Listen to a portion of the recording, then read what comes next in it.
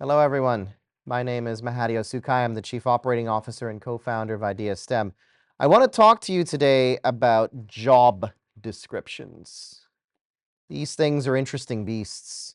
I've reviewed so many over the years as a job applicant and written a fair number as a hiring manager. Sometimes, not always, your people and culture team will foist some language on you when you're writing the job description in the name of making that job description seem exciting and relevant to job applicants. So work environments are often dynamic or fast-paced or high energy. The ideal candidate must be an independent thinker who is also an empathetic and compassionate team player, or they have to be willing to fail forward, often in a constantly changing environment. Employers often look for strong communicators who are also go-getters. All of this is wrapped around a description of job duties that itself is transformed with words and phrases designed to make the work sound incredibly exciting and not at all boring. And on top of all that are supplements to job duties under qualifications and experience that are further complicating. For example, the successful candidate must be willing to travel among our regional offices and should have a driver's license. Or some physical activity is required. Candidates must be able to carry 15 kilograms or 33 pounds. Any or all of this sound familiar to you? There are several editorially major problems with all of this. The first of those is that everything is written to make people want to apply for the job because somewhere in the deep past, relatively speaking, not enough applicants was a genuine concern. So, as an example, triage and respond to IT-related requests received through the help desk in a manner consistent with established organizational policies and priorities becomes play a critical role in timely maintenance and regular upgrades to organizational technology infrastructure. Sounds much more exciting, but doesn't really tell the job applicant very much, or it tells the job applicant the wrong thing, which leads us to issue number 2. The actual job duties can be difficult to parse. Put it another way, the essential requirements of the role, to use the legal term, the bona fide occupational requirements, which mean the same thing, are confusing, even to the hiring manager and the folks from People and Culture. If the actual job duties are difficult to tease out, difficult to parse, then it becomes a lot harder to do some really critical things, like, for example, figure out the appropriate accessibility supports for the role if somebody needs them, or to figure out whether those accessibility supports are even possible. I'm going to come back to that one in a moment. Third problem, because we're not done enumerating problems, is that there's a lot of noise. So things like that need for travel and that perceived need for a driver's license are what are known as asset requirements. So they're not essential to the performance of the job, but given a choice, say, between two equally qualified and deserving candidates, one with a driver's license and one without, that asset requirement of a driver's license becomes the filter. Right? So it's a justification for choosing the candidate with the driver's license. So this nice to have, but not need to have, gets treated as if it were a need to have, which is what an essential requirement is all about. And so lines get blurred. Barrier number 4 is that on top of that noise is all the marketing language I talked about in the beginning. So here, an attempt to make the work setting sound exciting gets misread as a series of requirements, qualifications, and experience needs. And again, sometimes even by hiring managers and People and Culture. Last, on top of all of this, the language that's used in job descriptions is frankly code. But we don't all have the code book, and we're not all cryptographers. Here are some examples. That dynamic, fast-paced, high-energy environment is a noisy, crowded open office setting. The independent thinker isn't expected to go looking for manager's approval, but guaranteed will get in trouble if they think independently and actually come up with the wrong thing that the manager disagrees with. The empathetic and compassionate team player is expected to be in meetings all the time. Being willing to fail forward means that it's theoretically okay to get something wrong and to make mistakes. But if the environment is constantly changing, it means that leadership actually has a hard time sticking to a direction for very long. And you put those two things together and you'll be told today to do something that will actually have to be dropped quite unfinished and potentially never to be finished in the next week. Strong communicators are extroverts who insert themselves into every conversation in the first 30 seconds. Go-getters are expected to socialize with leadership informally in order to seek career advancement. And my personal favorite is that some physical activity is required. Candidates must be able to carry 15 kilograms or 33 pounds. For the record, 15 kilograms is a full 10-liter carboy of water, including the container. Or it is a box of paper for the office photocopier. I am exaggerating a little bit. Well, not about the last one. And I'm doing that to make a point. But I will flag something really important. Every single one of these examples is coded, often not deliberately, to weed out persons with disabilities. Autistic persons, neurodivergent persons, persons with communication, sensory, or cognitive disabilities will find some or all of these points quite horrifying. And some of us will feel like the job description doesn't reflect us and we won't apply in the first place. Even strong introverts might be put off by some of this language. Now, take that, let's put it to one side. Let's come back to something else, though. The first nugget I left you with is the one that I want to zero in on here. It is often hard to pull out the essential job duties, the essential requirements from a job description. Either, there's a few possibilities, they are present, but phrased confusingly, or they are obscured by things that actually aren't essential, but assumed to be, or they're somehow not there at all, and that's also possible and more common than you might think. Worse, could be some combination of any or all of the above.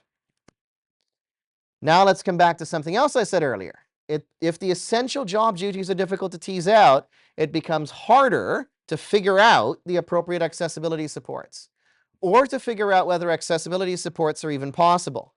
Why, you ask, does that matter? It's because this step, calibrating an essential requirement against accessibility support, is absolutely crucial. It is, if you will, an essential requirement of the process known as duty to accommodate, which is the process that drives an employer's response to disability in the workplace in today's world. Here's how it works. You are my employer. I am a worker with a disability. I come to you and confidentially tell you that I need certain accessibility supports to do my job.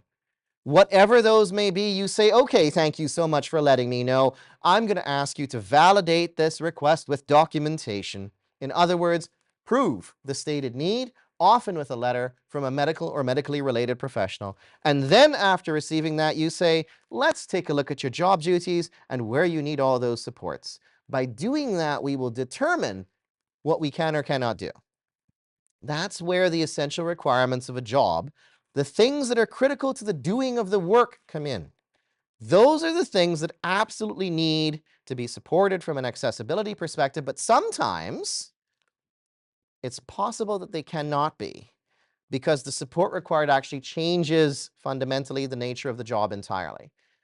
There is a legal test for this. It's called the Meiorin Test, which is surprisingly not better known in the human resources community.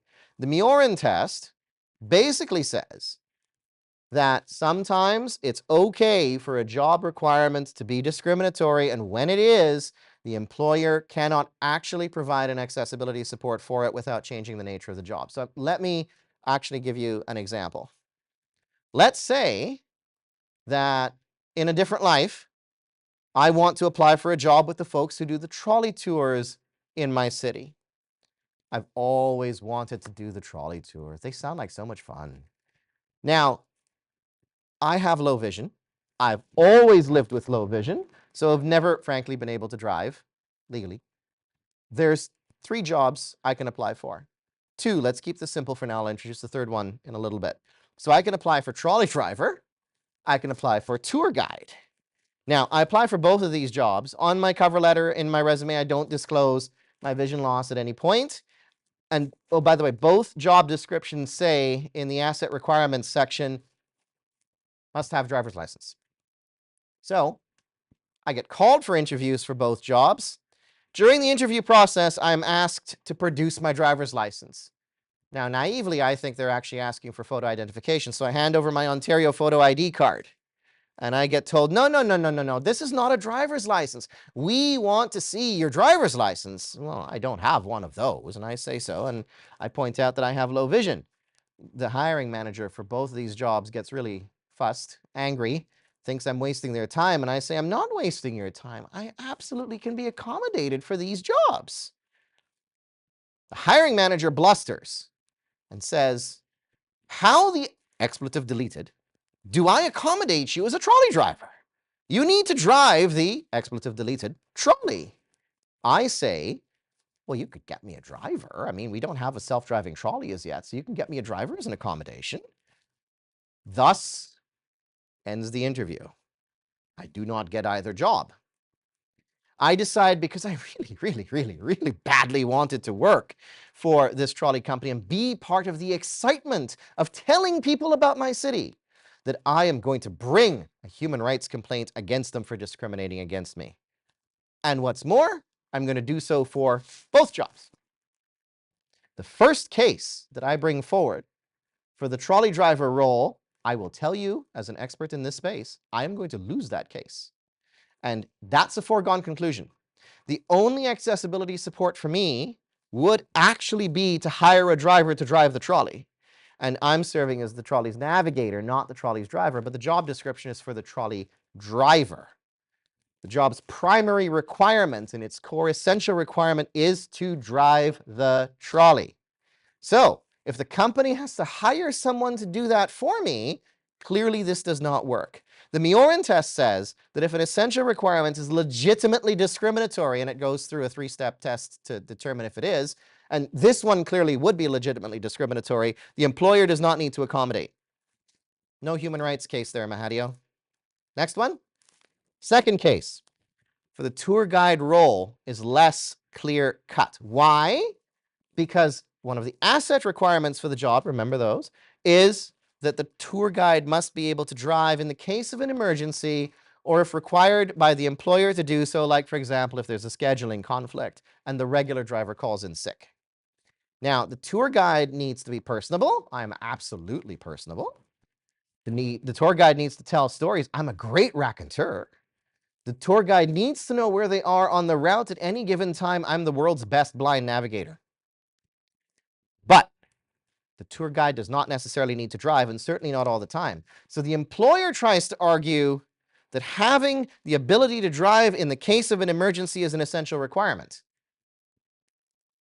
and zeroes in on the emergency bit to try to sell that argument. I'm going to try to argue that there is no way that that was made clear in the job description, and that it's such a low probability occurrence that it doesn't make sense for it to be essential.